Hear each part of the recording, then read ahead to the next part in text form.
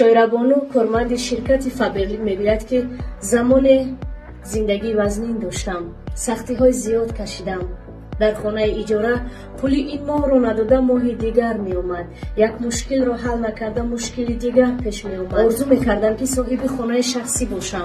آرزو میکردم که مثل دیگر زنهای کارگر ماشین رانم. آرزو میکردم که یک سر و لباس زیبا و برنمایم. اما هیچ امید نداشتم که به آرزوهای سبز دلم میرسم.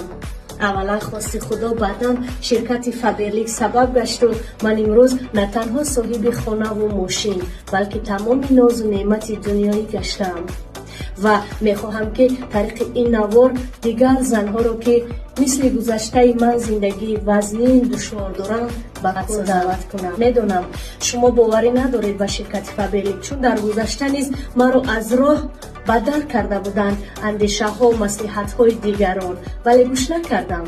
بله، قدم ماندم به پیش، حرکت کردم و امروز به همه آرزوهایم رسیدم.